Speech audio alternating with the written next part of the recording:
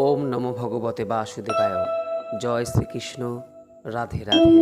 বন্ধুরা, আজ 6ই আষাঢ় 21শে জুন শনিবার। আজকের দিনেই সম্পন্ন হচ্ছে এই বছর 1432 বঙ্গাব্দ 2025 সালের যোগিনী একাদশী। এই একাদশী তিথি শুরু হয়েছে ভোর রাত্রে 4:01 থেকে, যা থাকছে আজ শনিবার রাত্রি 1:34 পর্যন্ত। তাই উদয়া তিথি মেনে আজ শনিবার দিন সম্পন্ন হচ্ছে যোগিনী একাদশী। অনেকেই হয়তো আজ এই যোগিনী একাদশী পালন করছেন।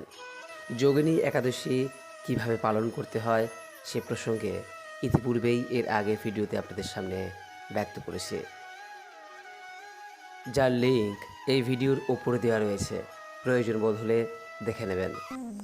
বন্ধুরা, এই যোগিনী একাদশী সম্পর্কে বলা হয়েছে যে এই একাদশী পালনে 88,000 ব্রাহ্মণকে ভোজন করানোর ফল লাভ হয়। বলা হয়, যদি কোনো কারণে কোনো ব্যক্তি যদি এই একাদশীর ব্রতটি পালন করতে নাও পারেন, কেবলমাত্র এই ব্রত কথাটি শ্রবণ করে আজকের দিনে ভগবান শ্রীহরি ও মা লক্ষ্মীর উদ্দেশ্যে একটি প্রদীপ প্রজ্বলন করতে পারেন, তাহলেও এই একাদশীর পূর্ণ ফল অনেকাংশে লাভ করা যায়।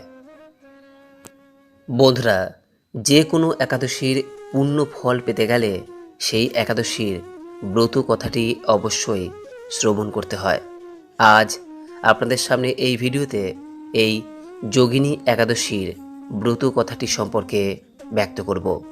আশা করি দর্শক বন্ধুরা এই ব্রত কথাটি শ্রবণ করে আপনাদের ভালো লাগবে।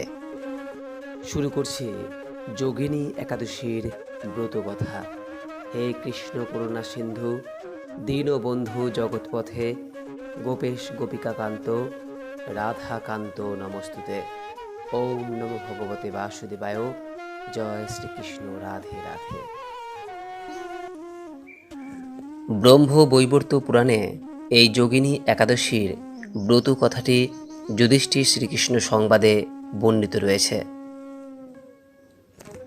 মহারাজ যুধিষ্ঠির ভগবান শ্রীকৃষ্ণকে বললেন, হে বাসুদেব, কৃপাবশত আমার কাছে এই একাদশীর বর্ণনা করুন। ভগবান শ্রীকৃষ্ণ স্মিত হেসে এই একাদশীর মাহাত্ম্য কথা বলতে শুরু করলেন। হে মহারাজ, সকল পাপ বিনাশিনী ও মুক্তিপ্রদ এই উত্তম ব্রতের কথা আপনাকে বলছে, আপনি মনোযোগ সহকারে শ্রবণ করুন। এই কৃষ্ণপক্ষিয়া একাদশী যোগিনী একাদশী নামে পরিচিত। মহাপাপ বিনাশকারী এই তিথি পাপ সাগরে পতিত মানুষের উদ্ধার লাভের একমাত্র নৌকাস্বরূপ। ব্রত পালনকারীদের পক্ষে এটি সর্বশ্রেষ্ঠ ব্রত নামে প্রসিদ্ধ। এ প্রসঙ্গে আপনাকে একটি পবিত্র পৌরাণিক কাহিনী শোনায়। একসময় অলকানগরে শিব ভক্ত পরায়ণ কুবের নামে এক রাজা ছিলেন। তিনি প্রত্যহ শিব পূজা করতেন।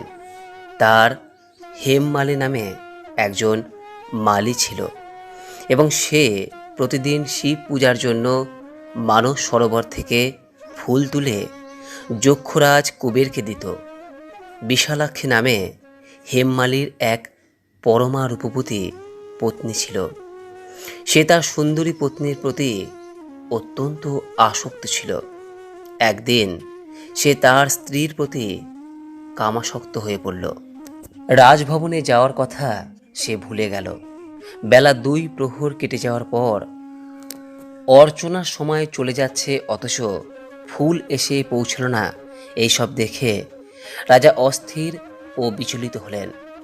মালির বিলম্বের কারণ অনুসন্ধান করতে এক রাজদূত প্রেরণ করলেন তার বাড়িতে।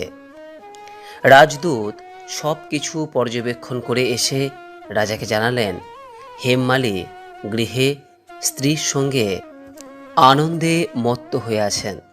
দূতের কথা শুনে কুবের রেগে তখনই মালিকে তার সামনে হাজির করতে আদেশ দিলেন এদিকে মালি পূজার সময় অতিবাহিত হয়েছে বুঝতে পেরে অত্যন্ত ভয় পেল। তাই স্নান না করেই সে রাজার কাছে উপস্থিত হলো। তাকে দেখা মাত্র রাজা ভীষণ ক্রোধান্বিত হয়ে চোখ রাঙিয়ে গলার শিরা ফুলিয়ে দিয়ে ধমক দিয়ে বললেন, ওরে পাপিষ্ট দুরাচার, তুই দেব পূজার পুষ্প আনতে অবজ্ঞা করিস, রাজকাজে অবহেলা করিস, তাই আমি তোকে অভিশাপ দিচ্ছি। তুই শ্বেত কুষ্ঠগ্রস্ত হয়ে যা এবং তোর প্রিয়তমা ভার্যার সাথে তোর চির বিয়োগ সংগঠিত হোক। ওরে নীচ, তুই এখনই এই স্থান থেকে ভ্রষ্ট হয়ে অধোগতি লাভ কর। কবিরের এই অভিশাপে হেমমালি তার পত্নীর সাথে স্বর্গভ্রষ্ট হয়ে দীর্ঘকাল যাবৎ কুষ্ঠরোগ ভোগ করতে লাগল। রোগের তীব্র যন্ত্রণায় সে নরক যন্ত্রণা দিনের পর দিন ভোগ করতে লাগল। দিন কিংবা রাত কখনই সে সুখ পেত না।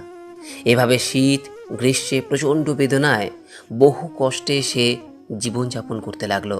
কিন্তু দীর্ঘদিন মহাদেবের অর্চনের ফুল সংগ্রহণের সুকৃতির ফলে সে শাপগ্রস্ত হয়েও বৈষ্ণব শ্রেষ্ঠ শিবের বিস্মরণ কখনোই হয়নি।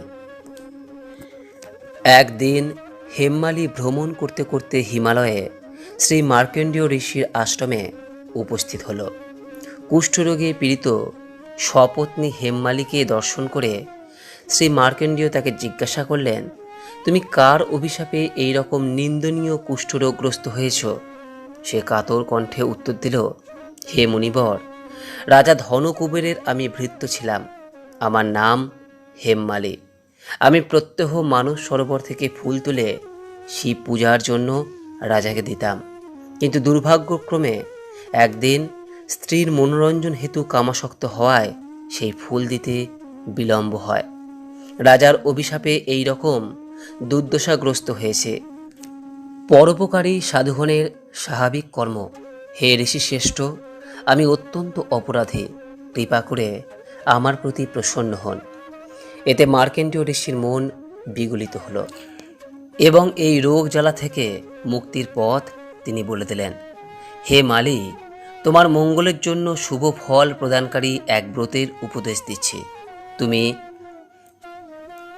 আষাঢ় মাসের কৃষ্ণপক্ষের যোগিনী নামক একাদশী পালন করো। এই ব্রতের পুণ্য প্রভাবে তুমি অবশ্যই কুষ্ঠব্যাধি থেকে মুক্ত হবে।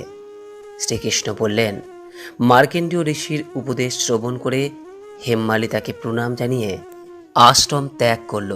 পরে অত্যন্ত আনন্দে ঋষির আদেশ মতো নিষ্ঠার সঙ্গে যোগিনী একাদশী ব্রত পালন করল এবং যোগিনী একাদশীর সুফল প্রভাবে হেমমালি সমস্ত রোগ মুক্ত হয়ে পত্নীসহ সুখে জীবনযাপন করতে লাগল।